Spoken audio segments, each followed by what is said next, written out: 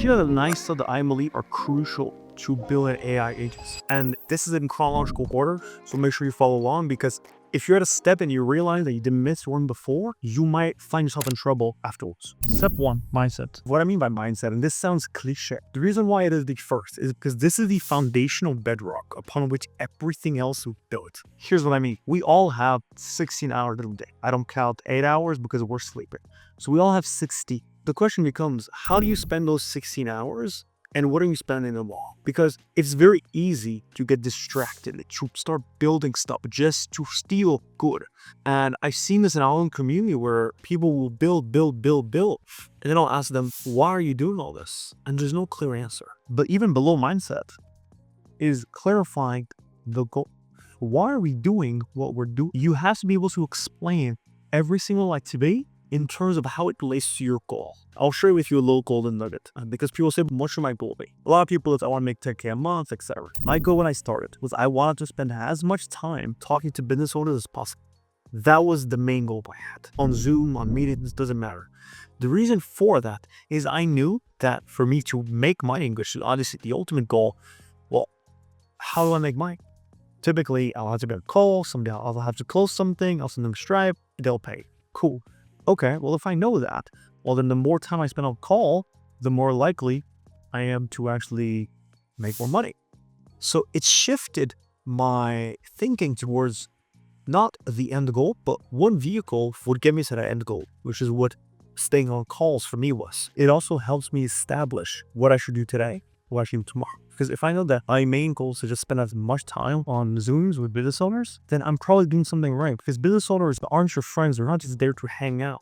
If you are called that, you're providing value of some kind, which means you're doing something right. That's number 1, mindset. Number 2 is the basics. What I mean by the basics is you've never done an online digital before, there's a couple of things that are probably worth knowing. For example, how to collect payment. That could be one. Another one would be, what are the tax laws? Now, I want to clarify something. What I refer to as tax laws doesn't necessarily mean go learn the entire tax code. I just mean understand how much tax are you supposed to collect. Now, we don't have to do anything with this tax money just yet. Once again, wink, wink, I'm no financial advisor. But if you know that businesses have to collect 15% tax, then just collect 15% tax, put it in a separate account, and then when there is money, you will have that separate so that you can then start paying off those taxes or start paying taxes. At least being aware what that number is where I would start. And also, once you start making money, then you can solve the order. Number 3 for me is actually a concept called BAM thing. What this means, book a meeting from a meeting. What this is referring to is whenever you're talking to a business owner, whenever you're talking to a client, a prospect, etc., it is widely encouraged that every single meeting ends with a clear next meeting date. That you can use this whenever you're doing sales, whenever you do customer service, etc. But there needs to be a clear transition point from we're meeting today for X reason. At the end of that meeting, you shouldn't leave that meeting until you know when the next meeting is going to be. Bam. And this is super useful, especially for sales. As far as how to collect payment, that just means, do you have a Stripe account? That's about it. PayPal you could use if you want, but Stripe is really the default. Number 3, now you have the niche. The niche essentially just refers to what industry you can serve. I don't care what you do, pick a specific industry that you're going to serve to do next day. It could be plumbers, it could be roofers like I did, it could be tax agents, it could be lawyers, real estate agents, it doesn't matter. What matters is that you stick to it. This is where people fail. Stick to the plan. Stick to the niche. Don't niche hop. There's a term called niche hopping. People do this all the time. They'll try for 2 weeks, they'll move on to the next thing because this thing didn't work for 2 weeks. Niche hopping is probably the biggest killer of businesses or agencies because it's very demoralizing. This is what will typically happen whenever you jump into a niche. You'll be like, oh, this is actually pretty easy. I love this. All right, you're on the up. Then you start to realize, oh damn, okay, this is actually pretty challenging. And then there's a sort of downward spiral that happens. And then here, there's a magical point right here. This is where most will go. Typically, what will happen is they'll do the same thing again.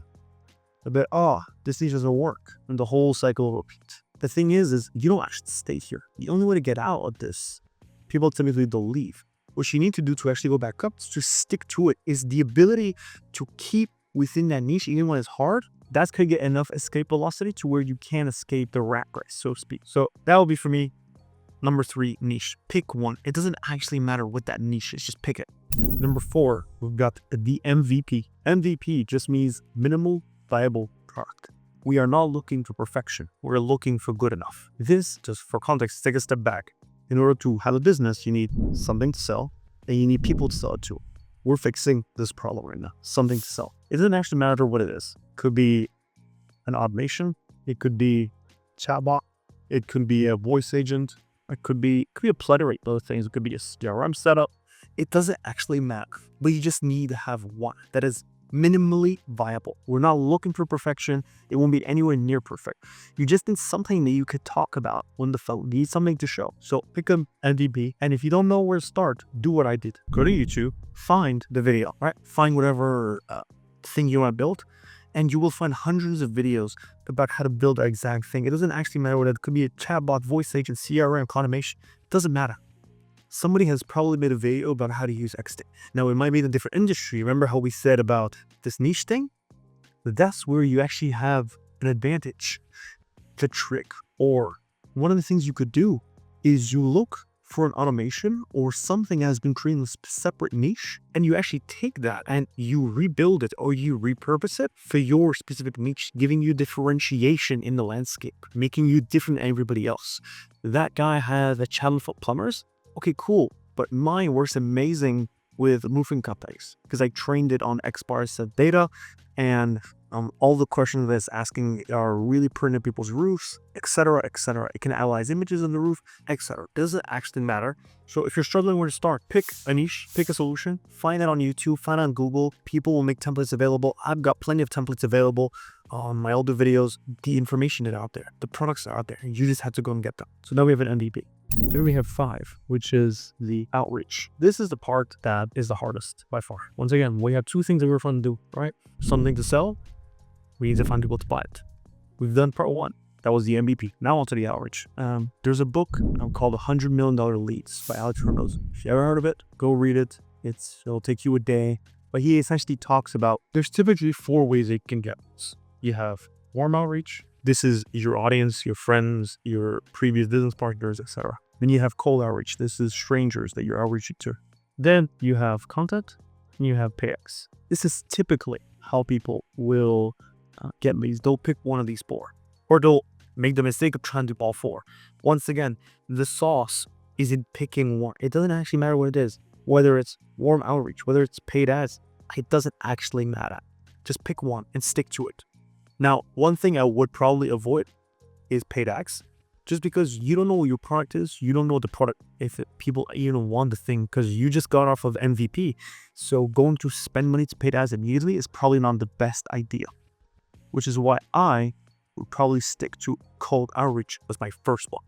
If you have a warm audience, if you have people that you know that are maybe interested in this sort of stuff, by all means, go for it. In my case, I didn't believe I had one. I also didn't want to bother other people that I knew. So I just decided to do a whole bunch of cold outreach. That was cold calls, that was cold emails, and these were my go-to. This is where the money was made.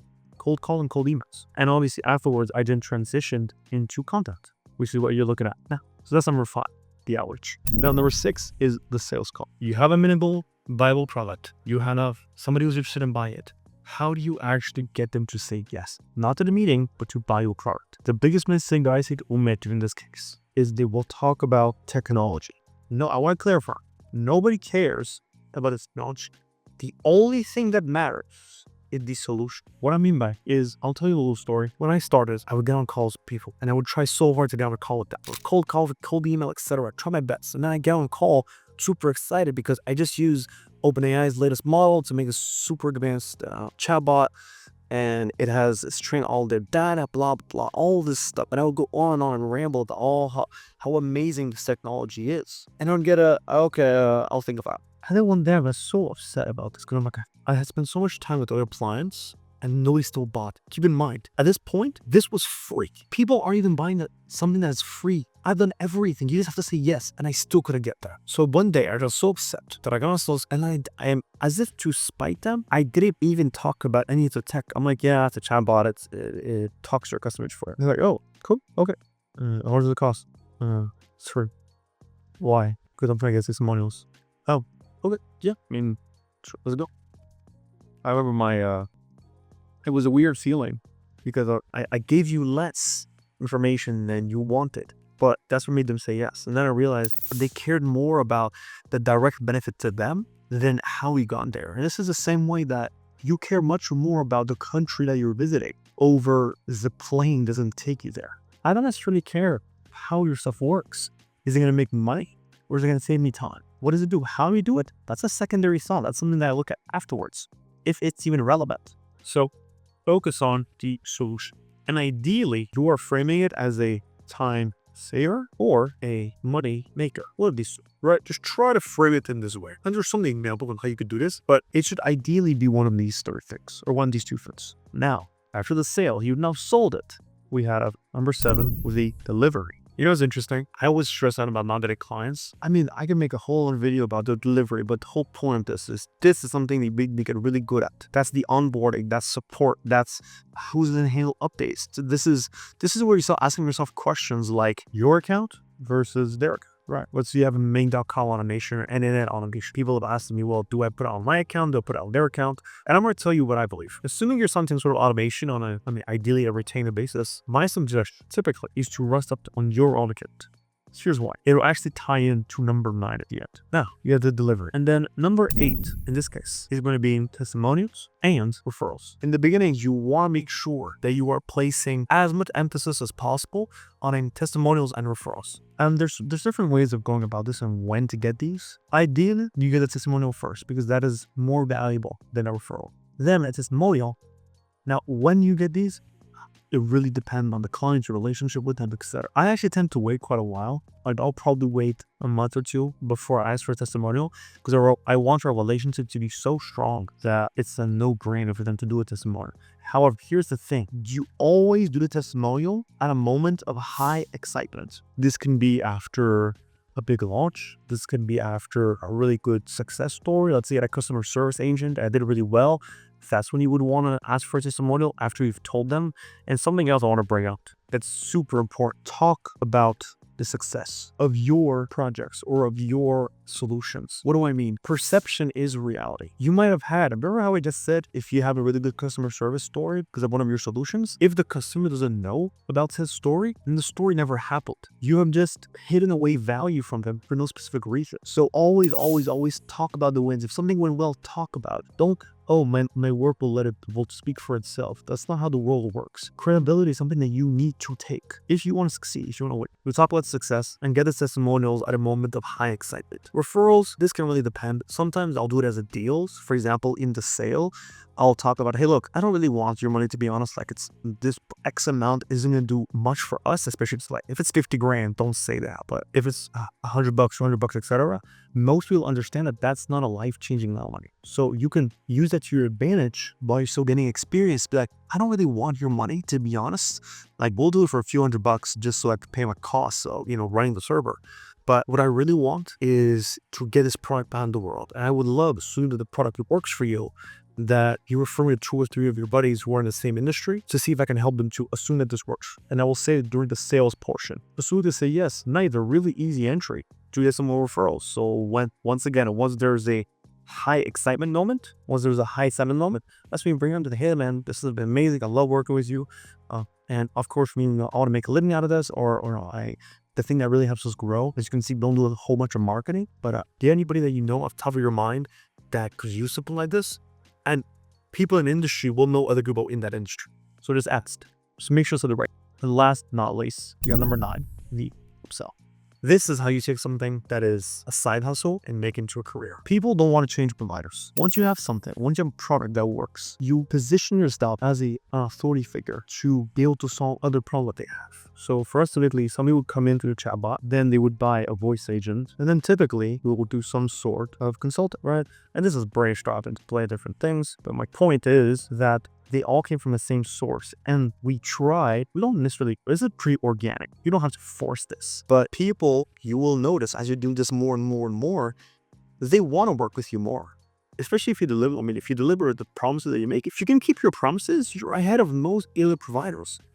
So you will find that being able to sell to the same companies is so much easier, so much cheaper.